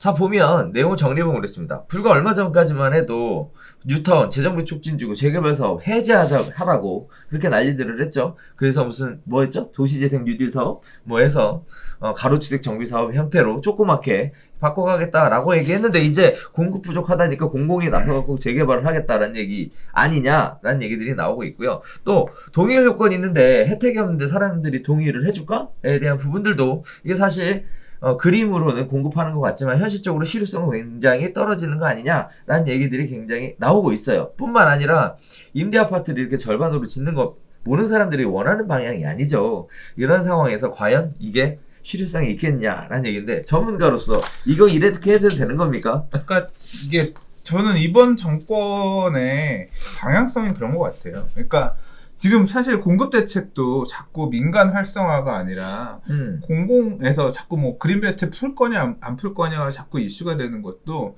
주택 공급의 주도권을 민간에 주지 않겠다는 거거든요. 공공이 주도해서 주택을 낼 거다. 그래서 민간 부동산 시장이 불안하지 않겠다 이런 의지인 거거든요. 근데 재개발 재건축을 앞으로 활성화하겠다. 사실 이제 2000년대 중반에는 그 당시에 부동산 가격의 불안을 그 당시에 서울시장이 누구였냐면 이명박 시장이었고 그 다음에 오세훈 시장이었잖아요. 그리고 그 당시에 이 어떤 정비사업의 큰 패러다임은 뉴타운, 그렇죠. 광역 재개발 사업이었단 말이에요. 다 부수고 아파트를 많이 지어서 공급하겠다. 근데 그 시절에 부동산 가격이 불안했던 게 그래서 그 당시에도 실제로 뭐 재개발 한다는 지역의 빌라들 뭐 5배씩 오르고 막 4배씩 오르고 그랬어요. 그러니까 그런 어떤 그게 일종의 실패. 잘못했던 판단이었다고 생각하시는 건지 모르겠지만 민간에게 그런 어떤 민간 정비 사업의 주도권을 주지 않으려고 하는 그런 뉘앙스가 되게 계속 읽힌단 말이에요. 그러니까 재개발 재건축에 대한 활성화를 하라는 어떤 시장의 요구는 계속 있잖아요. 언론도 그렇죠. 그렇고. 근데 그거를 계속 그때처럼 했다가는 또 뭐 낙후된 지역의 빌라들 막 가격들 폭등하고 이렇게 가는 거가 부담스러우니까 공공을 내세우는 거죠. 그렇죠. 야 LH 뭐하냐, SH 뭐하냐, 니들이 나가서 해라. 그래서 공공이 사업을 주도하게 되면 그런 민간에게만 맡겼을 때 발생할 수 있을 가격 급등 이런 부분들을 좀 제어할 수 있지 않을까 그렇게 고민하신 것 같아요. 그러다 보니까 이제 공공재개발이라는 얘기가 5.6 대책 올해 처음 나왔고요. 그다음에 이번에 7.10 대책 때 공공재건축이라는 얘기가 나왔어요. 공공재개발은 당시에 그래서 해제지역 이런 데 다시 해줄게 이렇게 가면 불안할 수 있으니 재개발 해제지역들은 배제하고 기존의 정비 계획은 있었지만 사업이 잘 안 가던 지역들 그래서 그런 지역들 중심으로만 하겠다라고 얘기를 했고 공공재건축은 7.10 대책에서 이번에 처음 나온 건데 재건축 사업장들 중에서도 안 가고 있는 데들 이런 데들은 공공이 개입해서 가게끔 촉진하겠다 뭐 이런 거였거든요. 근데 사실 이번에 나온 얘기가 그 내용의 어떻게 보면 후속이에요. 여기 공공재건축 어디 할 거냐 시범 할 만한 데 봐라라고 했더니 이제 기존에 가던 데들 중에 신길 10 그다음에 중산 봉천 1-1 여기에다가 이제 구청에다가 여기 우리 여기 주택공급 활성화지구 지정해서 용적률 120% 풀어주고 더 지을 수 있도록 해줄 테니까 이거 좀 받을 생각 있는지 없는지 좀 한번 의사 좀 타진해봐라 이렇게 좀 꼬신 것 같아요. 그렇죠. 근데 이제 당사자들은 옛날에 신길 10구역 같은 맞아, 경우는 억울할 것 같아. 옛날에 우리 여기 또 되게 낙후하고 되게 위험한 곳이거든요. 그렇게 해달라고 할 때 안 해주더니 그래서 시장 상황이 좋아지니까 옛날에는 일반 분양을 비싸게 이런 부분 때문에 사업성이 조금 좀 떨어져서 안 붙었다고 하면 살만하니까 이제 신탁업체가 신탁 재건축 가고 있는 맞아요, 상황인데 그때 해달라고 해서 안 해주더니 이제 와서 야 됐다 그래 이제 그렇게 나오는 곳도 있고 오락가락이죠. 오락가락. 그리고 이제 부가는 3구역 같은 경우는 여기는 진짜 어떻게 보면 그렇거든요. 다 잘하시잖아. 몰라요. 아이씨 잘 알면서 몰라. 그 동네에서 자 아무튼 부가의 3구역 같은 경우는 벌써 10년도 더 전에 사업시행 인가 단계까지 갔다가 반려시키고 빠꾸 계속 빠꾸 그래서 뭘 빠꾸 그래서 못 간 거 아니야. 네. 이제 물론 이제 그 반려 이후에 사업을 반대하는 빨간 깃발 꽂고 그런 소유자분들이 계셔서 이제 구청장님이 그런 판단을 하셨을 수 있다고 생각을 합니다만 이미 사업이 너무 오래됐고 이게 안 간 이유가 사업성이 부족해서 안 간 건 아니잖아. 아니지. 4,000세대 이 도심 한복판에 이런 아파트 단지 시공사도 1군 회사에다가 가면 잘 가지. 그러니까 주택공급 활성화지구를 지정 임대를 굳이 박박 껴내가면서 일반 분양 절반을 임대로 바꿔가면서 할 만한 그걸 굳이 조합원들이 희망할 만한 곳은 아니지. 근데 여기에 이런 걸 넣었다는 자체가 이걸 제안한 공무원이 감이 떨어지거나 또는 뭔가 보여주기 위한 왜냐하면 500세대, 300세대 이런 거 해가지고는 폼이 안 나거든. 그렇지. 4000세대인데 활성화해서 5000세대 가까이 만들어서 주택 공급을 10년째 부진하던 사업지 공공이 와가지고 그렇게 했습니다. 이걸 좀 홍보하고 싶은 거지. 근데 사실 내막을 알고 있는 사람들은 그게 아니란 거를 다 알잖아. 무슨 소리예요. 이제 하잖아. 이제 그런 부분이 아닌가 싶고, 이 중산 아파트 같은 경우는 사업이 지연된 이유가 사실 원인이 다른 데 있어요. 여기 보면 중산 아파트 같은 경우도 사업이 지지부진한 재건축이라고 여기 활성화 더 많이 해결해 주겠다 이렇게 보이지만 실제로 여기는 토지 소유권 문제가 크거든요. 중산 아파트 깔고 있는 토지 소유자가 서울시예요. 이 소유자들은 건물만 갖고 있거든. 토지를 얼마에 사올 거냐가 사실은 핵심이에요. 그래서 이제 그것 때문에 사업이 토지 우리 건데 서울시 니네가 안 준 거다. 이제 지금 그런 법적 공방도 있어. 그런 문제가 얽혀 있는 상황인데 그러다가 또 사업이 멈췄던 이유는 그러니까 이게 보면 서울시 잘못이 많아. 그거 하다가 뭐 한다 그랬냐면 여기 중산 아파트 포함해서 오세훈 시장 시절에 용산 도시개발 사업 한다 그랬잖아. 그래서 그 안에 포함돼서 가는 걸로 바뀌었잖아. 그러니까 재건축을 할 수가 없었다고. 그러다가 이제 사업 무산되고 해서 못 가니까 지주는 아니구나. 건물 갖고 있는 사람들, 주택 갖고 있는 분들은 되게 다시 추진할 수 있게끔 만들어졌지만 여전히 이제 그 토지 확보 문제 때문에 못 가고 있는 건데 이건 모르겠어요. SH공사 들어와서 서울시 같은 서울시의 밑에 공사니까 땅을 SH가 해야지 뭐 좀 싸게 줄게 뭐 이러면 좀 받을 만한 일이 생길까? 그런 거 아니고 사실 막 그럴 만한 건 아니에요. 자, 이것도 보면서 공급대책 얘기 나오니까 5월달에 제도를 만들었고요. 9월달에 시범사업 공모를 한다고 하는데 당사자들의 의견은 일단 무시하고 아니지 이제 의견을 받아서 갈지 말지를 보는 거니까. 그러니까 일단은 제안을 넣은 거지. 그래서 이제 710 대책에서 공공재건축 얘기가 처음 나왔기 때문에 그거 관련해서 이제 뭔가를 발표하기 위해서 이렇게 물밑 작업들을 하고 있다. 뭐 그 정도 보면 될 것 같아요. 근데 당사자들은 떡줄 생각도 없는데 왜 니들이 이래라 저래라 하려고 그래. 그렇죠. 어리둥절 재는 네. 그런 상황인 것 그래서 이제 보여주기식 아니겠냐라는 형태로 보면 될 것 같은데요. 아무튼 뭐 잘 됐으면 좋겠어요. 그러니까 그 큰 가닥은 그거예요. 네. 민간 정비 사업 활성화를 턱 내놓을 수는 없고, 그럼 이제 가자를 또 이제 낙후된 동네 빌라 사러 가자. 안 그래도 지금 뭐 뒤에 기사 보니까 그런데 할 수는 없고 니네한테는 우리가 못 맡기겠고 공공이 나서서 이렇게 도심지내 정비 사업도 어떻게든 해보려고 한다. 그런 어떤 메시지를 좀 자꾸 주고 싶긴 한데 별로 주민들도 그렇게 내키하지는 않아. 우리는 그거 안 해도 갈 수 있거든. 뭐 이제 이런 상황 그런 것 같습니다. 네. 자, 5번째 이야기로 들어가겠습니다. 공급 관련된 이야기 2번째인데요. 그린벨트 풀까 말까에 대한 얘기입니다. 자, 그린벨트 풀린다는 소식이 있자마자 강남 내곡동, 세곡동에 동호수도 묻지 않고 사는 사람들이 많이 늘어났다라는 얘기고요. 또 용산에는 2만 가구의 신도시로 공급할까에 대한 남마른 공급 대책에 대한 이야기들입니다. 자, 일단 크게 꼭지를 뽑아보면요. 2가지가 있는데요. 일단 정부에서는요. 강남 3구의 세곡동, 우면산 일대, 수서역 인근의 그린벨트 지역을 해제 대상으로 유력하게 보고 있다라는 내용들이 알려지고 있고요. 하지만 서울시는 그린벨트 해제에 반대한다라는 입장입니다.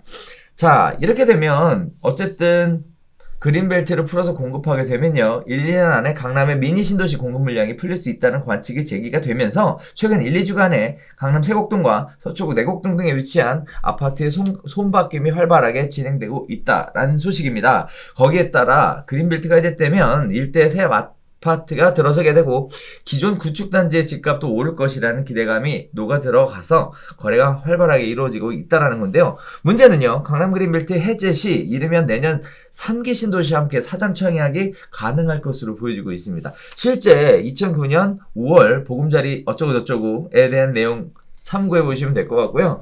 자, 비슷한 시기에 사전 청약제를 실시하고 있는 3기 신도시 수요에 강남 미니 신도시 공급되면 오히려 3기 신도시는 타격받지 않을까에 대한 우려 섞인 목소리들이 나오고 있는데요. 자, 이거를 우리가 이런 얘기로 한번 얘기해 보면요. 실수요자 입장에서는 강남에 미니 신도시 공급되면 미니 신도시가 이제 3기 신도시 가면 안 되잖아요. 지금 그 얘기. 그거야 뭐 선택의 문제지. 뭘 그럼. 타격을 뭘 걱정해. 그럼. 어? 그 다음에 또 하나는 응. 신도시가 지어져서 가격이 올라간다라는 보장은 없어요. 일단 워낙에 저가로 공급하겠다고 했으니까. 문제는 비싼다 하더라도 인근 구축단지 집값도 올라갈까? 오늘 그 두 가지 이야기를 그러니까 하나. 그거는 고민할 필요가 없어. 없어요? 결론이 났어. 그래요? 지금 어떻게? 가격을 뭐 호가가 1억이 올랐고 그 금액에도 사겠다고 사람들이 덤비고 막 가고 있잖아. 이미 올라가는 거야. 이거 나는 사실 이거 옛날 생각이 자꾸 나요. 처음에는 그런 느낌이었거든. 뭐였냐면 이게 우리가 지난 상승장에서도 보면 처음에 2003년도에 이제 막 가격 불안하니까 뭐라 그랬냐면 판교 신도시의 강남 대체 목적으로 중대형 많이 짓겠다. 맞아, 이렇게 맞아. 이제 바꿨어. 언제쯤 얘기야? 그 2003년도 네. 얘기야. 나 꼽고만. 어. 지금 벌써 이제 이쯤 있으면 17년 되네요. 근데 그러다가 이제 안 되겠으니까 2005년에 8.3.1 대책 때 더 풀겠습니다. 송파 신도시를 짓겠습니다. 그래서 위례 신도시 발표를 맞아. 한 거예요. 그러니까 짓겠다라고 하고 그 다음에 이제 그 이름이 위례 신도시가 된 건 한참 뒤의 일이지. 그 다음에 또 이제 그래도 부동산 가격이 2006년에 난리 나고 불안하니까 그 다음에 내는 게 뭐냐면 2기 신도시 확대할게. 그래서 기존에 공급했었던 동탄 신도시 옆에 동탄 2신도시가 이제 그때 또 다시 이 신도시로 공급이 된 거거든요. 그러니까 공급 대책으로 그 당시에 나온 거거든요. 그러니까 지금 거의 이제 그런 느낌인 거예요. 3기 신도시 내놓고 안 되니까 또 그런 그린벨트 풀겠다 이러면서 이제 얘기가 나오는 상황인 거잖아요. 네네. 근데 그때도 뭐가 있었냐면 지금은 어디가 될 거냐 얘기가 이제 동탄 2가 확정이 됐지만 그 당시 광주, 오포 뭐 이런 쪽이 될 거다. 어디 될 거다라고 맞아. 해서 묻지마로 새로 이 신도시가 지정될 때 가서 땅 사고 그 주변에 있는 빌라 사고 뭐 사고 막 이제 움직였거든. 왜냐하면 인프라가 없던 동네에 택지들이 이렇게 만들어지면 어떻게 돼? 그냥 좋아지는 거야. 그러니까 하루에 차 몇 대 지나가요. 몇 대는 아니고 아무튼 그렇게 좁은 길에 그런 인프라를 가지고 있었던 동네에 몇십만 명이 와서 사는 몇만 명? 몇십만 명이 와서 사는 이 지역이 만들어지면 기존에 있는 애들도 혜택을 받을 수밖에 없는 거죠. 그렇죠. 그래서 이제 그때도 그렇게 물론 수용되는 땅을 찍어서 가는 사람도 있어. 그런 것도 있었지만 그런 기대를 가지고 들어간 세력들도 그 당시에 있었는데 지금 이건 그런 거죠. 그러니까 세곡내곡도 가서 보면 이 세곡내곡이 좀 이렇게 듬성듬성해요. 빵꾸나듯이 그런 게 좀 있어. 근데 그 듬성듬성 빠져있는 부분을 채우면서 도시가 이제 커지는 거잖아요. 그렇죠. 그러면 지금 있는 것보다 더 좋아질 거다. 이제까지는 사실 우면지구, 우면 내곡지구 뭐 이런 것들 얘기를 하면 세곡지구 이런 거 얘기를 하면 세곡지구도 보면 이제 그 저기 어디야 일원동에서 수서에서 내려가면 이제 그쪽에 가면 이제 약간 외진 느낌으로 있는데 거기가 더 커지면서 되면 새 아파트들로 바뀌는 그런 지역으로 바뀐다라고 하면 또 힘이 생기잖아요. 그 많은 어떤 들어오는 사람들을 바탕으로 여러 가지 시설들이 들어올 수 있잖아요. 지난주에 이슈 중에 뭐가 있었냐면 용산 정비창 부지에 2만 세대 아파트 짓는다. 뭐 이제 그런 기사도 났어요. 그래서 보면서 야, 이 좋은 땅에다가 아파트 2만 세대 용적률을 1,500%로 한대. 그래서 내가 보고 야 용적률 1,500% 올리면 거기를 1,500을 만들면 거기 그 안에 들어가는 도로면 이런 거 어떻게 감당하려고 거기를 그렇게 고밀로 가냐. 남산하고 키 맞추기 해야 되니까. 그래서 아무튼 근데 방향성은 어쨌거나 그러면 기존의 업무지구로 정해놨던 부지를 택지를 많이 바꾸고 해서 말 그대로 주거지역이 많이 포함되어 있는 그런 개발 모델을 바꿀 수도 있다고 생각을 하는데 업무지구로 개발을 하든 8천 세대가 2만 세대로 바뀌는 주거지역으로 바뀌든 그냥 그렇게 중산층 이런 20평형대 이런 아파트들이 들어오는 데가 되면 나는 기본적으로는 그 일대 호재라고, 그러니까 업무지구가 되면 당연히 호재지만 그런 주거지역이 들어와도 호재라고 생각했거든요. 왜냐면 용산에 좋은 주거지역이 별로 안 많아요. 동부이촌동 다 해봐야 뭐 10,000세대 정도 되나? 근데 20,000세대 한남뉴타운이랑 이렇게 하게 되면 용산구 안에 세대수가 좀 나오는 그런 주거지역이 그럼 그 세대수를 바라보고 학원들 들어오고, 뭐, 백화점은 아니라고 하더라도 이런저런 음식점이면 뭐면 기존에 없던 것들이 다 들어올 거 아니에요. 그러면 주변에 있는 사람들은 학원 마포로 보내다가 여기로도 보낼 수 있는 거야. 이제 그런 게 만들어지니까 사실은 좋거든요. 그래서 어떤 쪽이든 좋을 거다라고 저는, 그러니까 기존에 되게 드문드문 살던 데에 비해서 이 밀집이 높아지면 그거에 준하는 좋은 시설들이 들어오면서 개선이 될 거다. 지금보다 개선이 될 거고 호재가 될 거다라고 생각했는데 그게 여기도 될 거라고 사람들이 생각하는 거죠. 그러니까 이미 반응하는 거야. 그러니까 돈 더 주고 가서 일단 여기 되면 좋겠네요. 이제 좀 택지가 그렇게 쓸만해진다라고 판단하는 거겠죠. 가는 건데 뭐 풀지 안 풀지는 지켜봐야지. 제일 중요한 건 공급에 대한 이야기들이 계속 나오고 있는데, 근데 서로 업법자들 보여주고 있다라는 게 가장 큰 특징인 것 같아요. 여기서는 한다, 여기서는 안 한다, 오전에는 안 한다, 오후에는 한다, 이렇게 계속 말들이 왔다 갔다 하고 있는데, 방귀 끼다 한번 하면 똥 나오지 않을까? 이번에는 안 하고 넘어가도 이게 부동산 가격이 안정화 안 되면 내놓을 때까지 나오지 않을까? 부동산 가격 잡을 때까지 쏟아낼 건 다 쏟아내겠다. 공급이고 수요 규제고. 네. 아무튼 공급 대책 어떻게 나올지 관심이 귀추가 주목되는 그런 부분입니다. 자, 6번째 이야기입니다. 이틀 새 4억에 올라갔대요. 이게 규제 무풍지대 빌라 얘기인데요. 자, 빌라, 원룸, 오피스텔 등은 등록 임대사업자 세제 혜택이 유지가 되고요. 서울 다세대 연립 거래량이 6월에 6,000건을 돌파할 가능성이 있다고 합니다. 은평구만 663건으로 최다 건수라고 얘기하는데요. 재개발 뉴타운의 인근에 신축 거래가 주를 이루고 있다고 합니다. 신고가를 찍으면서 상승세를 보여주고 있는데요. 자, 왜 그러냐? 6.17 대책 등 정부의 부동산 규제가 아파트에 집중되면서 다세대 연립 빌라 주택에 풍선 효과가 작용되고 있다. 이게 이제 시장이 바뀌는 거죠. 지역으로 가는 시장이 아니라 상품이 바뀌어가는 이런 모습을 보여주고 있는데요. 크게 두 가지 예를 들고 있어요. 일단 첫 번째가 서울 강북권의 재개발 구역 투자가 늘어나고 있다. 두 번째는 학군 수요가 집중된 강남권 실수요 투자가 늘어나고 있다라는 얘기입니다. 그래서 다세대 연립의 거래량이 2년 4개월 만에 최대치를 기록하고 있다라는 건데요.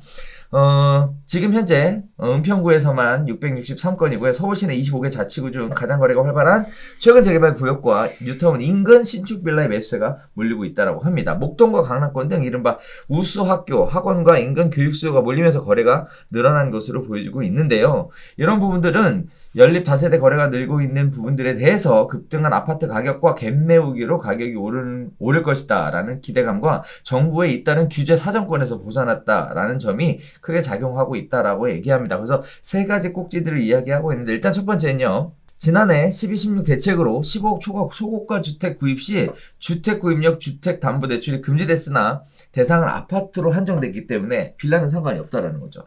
자, 두 번째는요.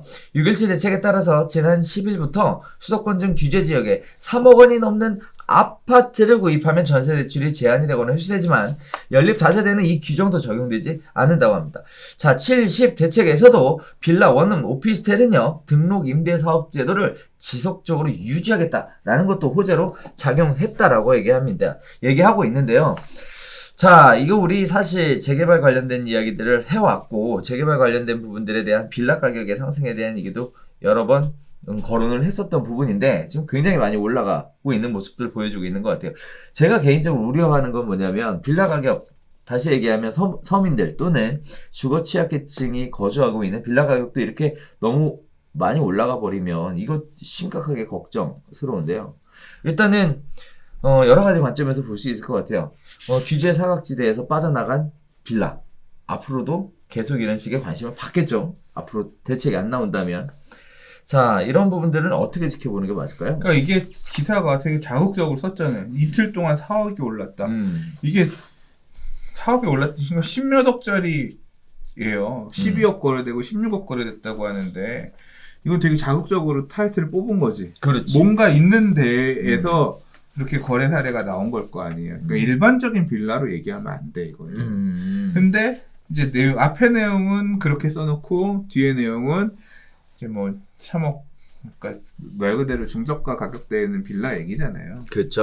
네, 좀 이거는 살짝 제목으로 앞 내용으로 눈길을 가게끔 하고 뒷 내용을 보여주는 전형적인 이제 그런 낚시 그런 전략의 어떤 기사인데 근데 하고자 하는 메시지는 명쾌하죠.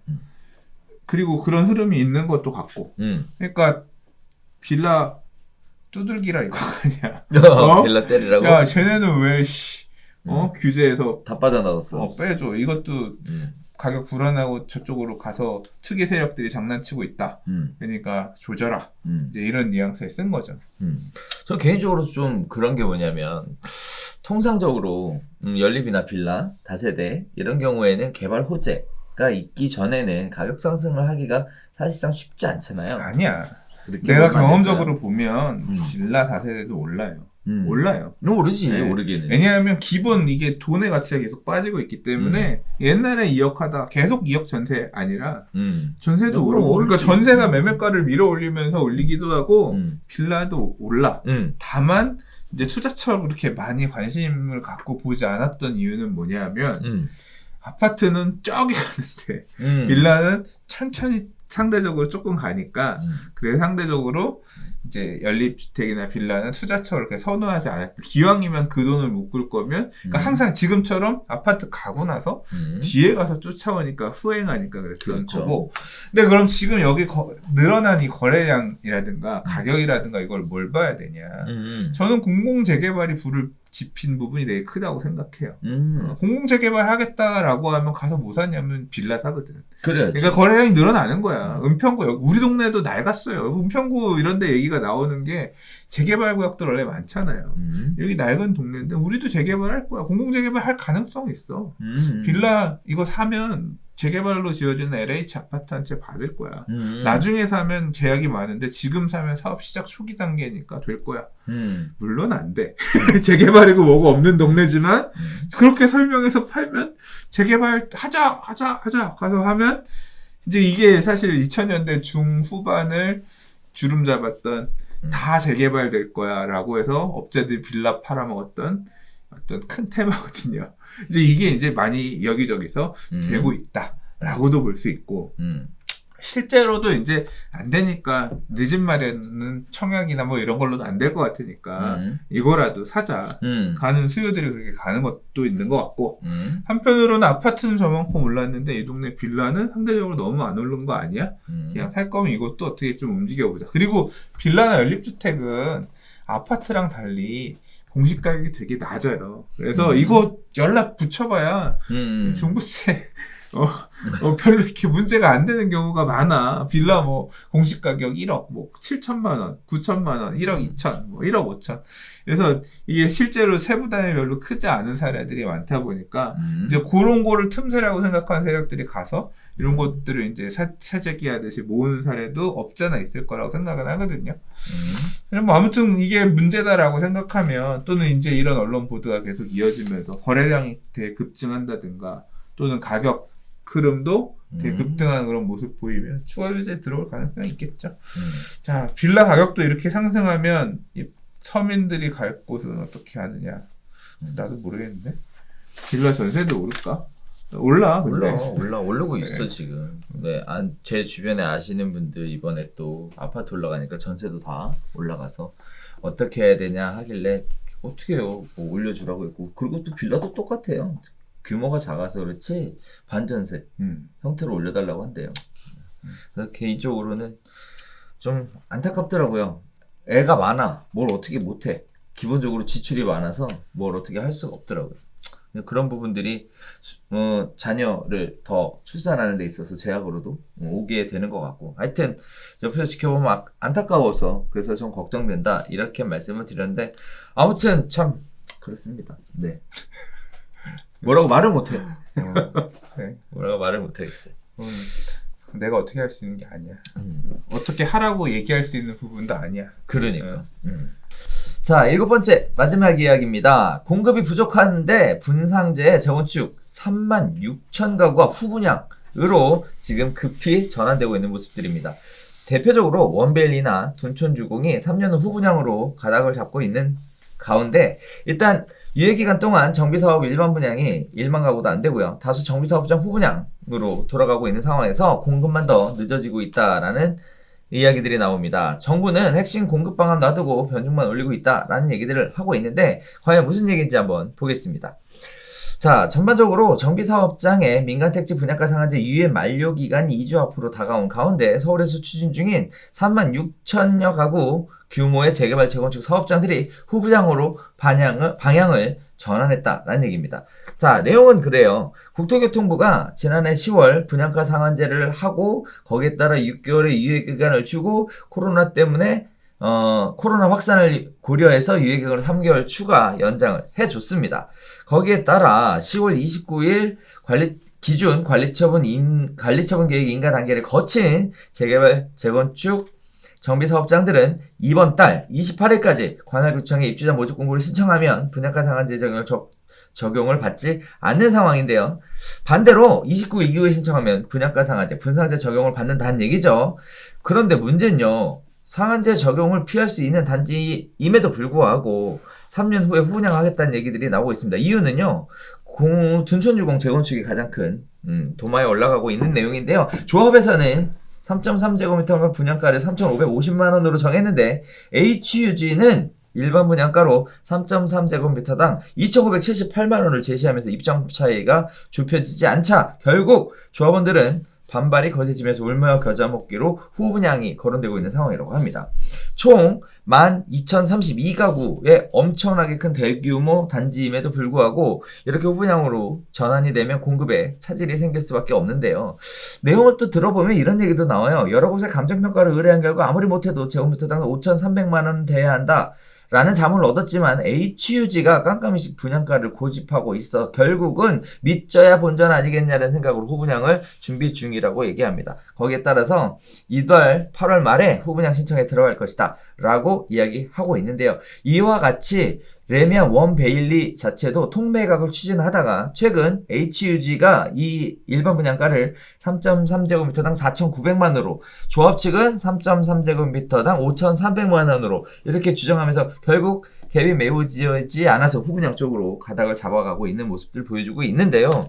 지금 보면 이거 빨리 하라고 후분양가 분상제 적용만 안 받고 빨리 추진해서 공급하라고 이렇게 해서 진행됐던 사업지잖아요. 그럼 이제 빨리 나와줬어야 되는데 이게 공급 물량으로 기대하고 대기하고 있었던 이런 물량들이었잖아요.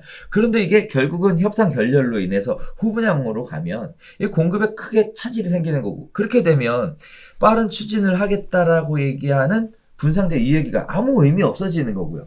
마음이 급한 건 청약 기다리던 분들이지. 그러니까 나는 가점이 높아서 이번에 나오면 무조건 될 거라고 생각하고 통장 안 쓰고 이제까지 나오는 것들 다 버리고 기다렸는데 야, 이거 일반 분양 못 쓰겠네. 2년 뒤, 3년 뒤까지 일단은 전세 살면서 저거 나올 때까지 기다려야 되네. 이러면서 이렇게 이제 기다려야 되는 상황이 생긴 거죠. 당장 제 친구들 중에도 둔촌주공 기다리는 놈들 많아요. 아, 그래요? 돈 잘 벌어. 돈 잘 벌고 부자야. 그러니까 물려받은 게 많은 게 아니라 자수성가한 거지. 근데 무주택이야. 그래서 이제 이 둔주 하나만 바라보고 이제까지 기다렸는데 네. 아니야. 맨날 둔주 이번에 안 나오냐? 좀 잘 모르겠는데 쉽지 않을 수도 있을 것 같은데 얘기를 해주면 안 되는데. 그러니까 이번 상승장에서 매수할 수 있을 만한 기회가 되게 있었지만 이 청약 이게 있으니까 다 그 기회를 버린 거야. 적어도 2년 전에 산다는 판단을 했으면 뭐더고 먹었잖아. 그렇죠. 그러니까 이거라도 무조건 받아야 되는데 이제 2년 뒤에 간다고 하면 이제 환장하는 거지. 그러니까. 그때 가서 되면 상관없는데. 이게 그러니까 지금 왜 자꾸 후분양으로 가느냐. 사업 시행자 입장에서는 그때 가서 분양가 상한제 적용받아서 받아도 지금 이 가격에 내는 것보다 손해가 아닐 가능성이 있다고. 그렇게 생각했더라고요. 그리고 3년이잖아요. 지금 공사하면 3년 뒤에 입주인데 입주하고 그러니까 준공하고서 분양하게 되면 허구 분양 보증 안 받아도 되니까 피해갈 수 있어서 분양가를 그냥 구청 분양 승인만 그렇죠. 받으면 되는 건데 2년 뒤에 대통령 누가 될 거냐에 따라서 이게 어떤 이런 관련 규제들이 바뀔 수도 있을 거다라는 희망도 갖고 있는 거야. 그러니까 정책이 좀 다른 형태로 수정이 된다라고 하면 이게 바뀌면 좀 이 빡빡한 또는 이제 법률 분양가 상한제 기준 자체에서 택지비를 어떻게 산정할 거냐에 대한 기준만 조금 느슨하게 완화를 해줘도 지금 허그가 내세우는 이거보다는 좀 나은 가격으로 분양할 수도 있지 않을까. 그러면 금융비용 더 하더라도 우리가 좀 더 조합원들이 추가 부담금을 덜 낼 수 있지 않을까. 이제 이런 판단이 서는 곳들이 가는 거고 또는 우라병에 나서 난 이 가격에 못 받아주겠다. 실제로 돈 주는 그런 가능성이 그런 목소리들이 커요. 야씨 저기 강북에 저기도 이 가격인데 공시지가는 우리가 몇 배가 비싼데 도대체 뭘 기준으로 걔네랑 비슷한 가격에 우리 내라고 하는 거냐. 우리는 못 받아들이겠다. 이제 이런 화병이 나는 조합원들이 주축이 돼서 조합 뒤집었고 우리 그냥 후분양 가더라도 이제 이런 목소리 듣는 거죠. 제가 최근에 어떤 커뮤니티에 한 회원이 부동산 스터디는 아니고 회원이 2억 원을 사기당하게 생겼습니다. 이런 글을 썼어요. 2억 원을 사기당하게 생겼대. 내용이 보니까 재건축하는 건 줄 알았는데 알고 보니까 자기가 지역주택 조합이었대. 집을 얼마에 팔고 거기에 조합원으로 가입해서 차액 부분만 돈을 넣어내고 새 아파트를 받는 그런 거였는데 보니까 추가 부담금이 2억 가까이 나왔다는 거야. 이 돈을 더 내야 들어갈 수 있게끔 돼서 이 내가 조합한테 사기당한 거나 마찬가지다. 그래서 내가 2억 원 더 내야 되는데 억울하다. 청원 좀 도와달라. 그러니까 막 사람들이 청원합니다. 막 그 댓글 진짜 억울하시겠네요. 막 달린 거야. 억울하지. 그게 뭐가 억울해. 내가 생각 물론 억울하긴 한데 지역주택 조합 사업이라는 걸 잘 몰라서 억울한 상황이 발생한 부분도 이해를 해. 그리고 사업을 지역주택 조합이 사업을 하는 과정에 비용이 더 드러나서 돈을 더 내게 생긴 거잖아. 뭐 어떻게 민간 사업이기 때문에 지역주택 조합 사업은 그렇게 젖으면 뭐 억울하고 뭐 좀 이런 게 있을지 모르겠는데 재개발 재건축은 지역주택 조합하고는 비교도 안 되게 억울한 거예요. 분양가 상한제도 피했고 다 갔는데 갑자기 소급해가지고 분양가 주택 주거 안정이라는 공익이 조합원들의 기대 이익보다 크다는 이유로 둔촌주공 이런 데들은 갑자기 분상 적용을 두들겨 맞게끔 된 거잖아요. 그렇죠. 우리는 분상제 피했기 때문에 우리가 원래 법에서는 분양가 상한제 피했기 때문에 우리는 그냥 준공 후분양으로 갈래 이렇게 계획을 다 세워 가다가 갑자기 아니야 니들도 적용이야 다 이렇게 해서 지금 수억 원의 부담금을 정부의 정책에 따라 내게끔 생긴 데들이 엄청나게 많아. 이 사람들은 진짜 황당하지. 말도 안 되는 거야. 나도 그래. 나도 몇 억 더 내야 돼. 근데 정부가 이렇게 하는 거에 대해서는 야, 그 지역주택조합 2억 원 추가 부담금 더 내게 생겼다고 억울하다고 공감 찍은 사람들은 재건축 조합원들 몇 억씩 더 내게 된 것도 억울하다고 공감 찍어줘야 돼. 내가 생각할 때 그런 거지. 지금 왜 이 다 난리가 났냐. 일반 분양 계약자들에게 저렴하게 분양하기 위해서 당첨만 되면 8억, 10억 프리미엄이 붙는데 당첨만 되면 8억을 먹는 거야. 그거 먹을 거 만들어 주려고 조합원들이 몇 억씩 추가 부담금 내는 그런 상황을 됐단 말이야. 응? 근데 억울한 사람 이런 조합원들 이 소요 사업 시행이 그러니까 이게 결국 뭐냐면 가격 그러니까 시장 개입을 정부가 되게 빡빡하게 되게 적극적으로 한 거잖아요. 그것 때문에 지금 청약시장 때문에 많은 게 무너지고 있는 거잖아. 조합원들도 내야 되고. 그런 상황을 지금 감수하면서 버티고 있는 거잖아. 사실 이거 내용 잘 보면 이런 것 같아요. 청약하려고 대기하고 있었던 매수자들. 결국 후분양으로 가면서 불만. 그죠?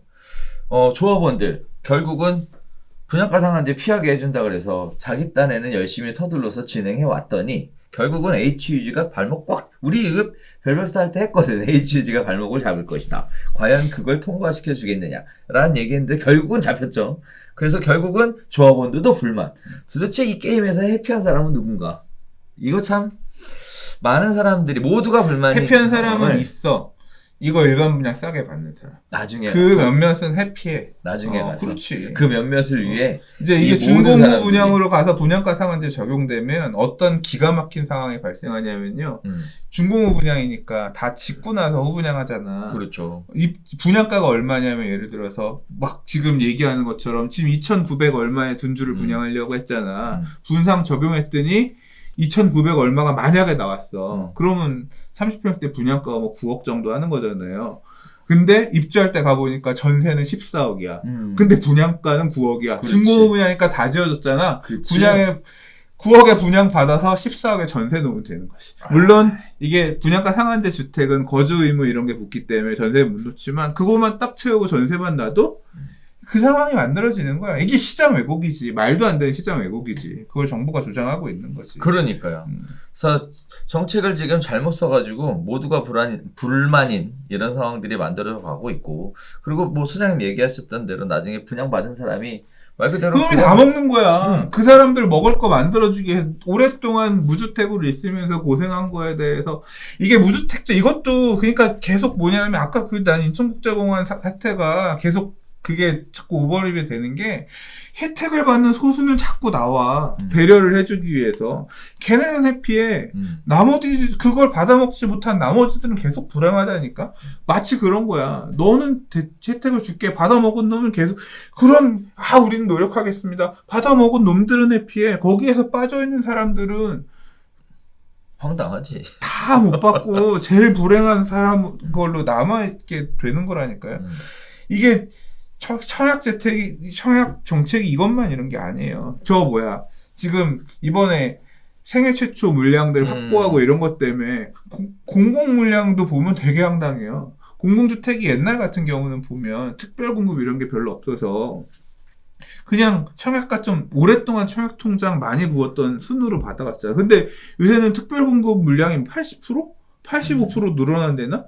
그래서 청약통장 오래 부었던 사람들이 가져갈 수 있는 물량이 줄어요. 그럼 생애 최초 이런 걸로 받아가는 애들은 뭐냐면, 그러니까 그건 일종의 특공인 거지.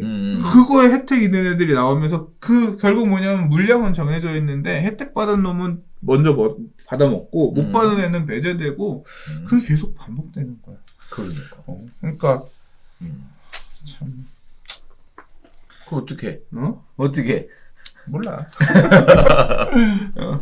그러니까 이게 세심한 제도가 이렇게 많은 사람들을 구원해 줄 것 같지만 결국 그게 제도가 내가 당첨 안 되면 다 필요 없는 얘기야. 세상은 뭐 같고 불평등하고. 이제 부동산 정책을 좀 쓸 때 좀 처음에 정부가 들어와서 장기적인 전략이라는 걸 세워놓고 거기에 맞춰 추진하려고 했어요. 그런데 이제 그게 잘못됐다라는 것을 인지를 한 상황이잖아요. 그럼 그 다음 대책을 세울 때도 뭐 장기적인 관점에서 들어갔으면 하는데 우리 되도 않는 얘기를 하지 맙시다. 알았어. 말도 안 되는 얘기. 알았어. 첫 단추가 잘못 끼워졌고 이 단추는 바꿔 끼워지. 이걸 첫 단추를 잘못 끼워졌으면 풀어서 이걸 다시 해야 되는데 첫 단추가 잘못 끼워졌다는 걸 인정하지 않아. 그래, 그 얘기. 그래서 장기적이란 건 있을 수가 없어. 내가 보니까 이게 이 색깔에 따라서 전혀 생각하는 이 간격이 너무 크기 때문에 그냥 결국은 내가 파도를 잘 타고 이 파도하에서 이렇게 갔다 저렇게 갔다를 잘 하면서 이게 지난 정부에서는 제발 주택 좀 분양 받으셔서 임대사업자 좀 해주사라. 그렇게 해주었던 놈도 국토부 장관이고 본인도 스스로 두채였으면서 두채는 적폐라고 하고 있는 그런 국토부 장관도 또 그냥 그때 맞춰서 그러니까 사는 수밖에 없어. 그렇게 정책을 하니까 다 국민들도 그때 맞춰서 사는 거지 뭐. 그러니까 뭐 장기적인 정책 이런 게 아니라 그때 맞춰서 살자. 자, 지금 7.20 대책 이후에 일주일 동안 벌어졌던 사건 사고들을 가지고 이슈들을 가지고 사건 사고를 하면 안 되겠구나. 이슈들을 가지고 이야기 나눠봤는데 보면 진짜 뭐 여러 가지 분야와 영역에서 시끄러운 얘기들이 계속 들리고 있습니다. 이게 안정이 좀 됐으면 하는데 이 스트레스 지수가 만만치 않은 것 같아요. 나 술 끊었다 그랬잖아요. 6개월 정도. 다시 시작이야? 나 지난주에 먹었어. 도저히 안 되겠더라고. 그래요? 술 먹었어요. 네. 지난주가 아니라 어제. 네, 그제 먹었어요. 네. 자, 그래서 모두가 행복하게 웃을 수 있는 그날이 오기를 혹시라도 요만큼이라도 기대해보면서 자, 저희가 준비한 소식은 여기서 마무리 짓도록 하겠습니다. 다음 주에 새로운 소식 가지고 찾아뵙도록 할게요. 감사합니다.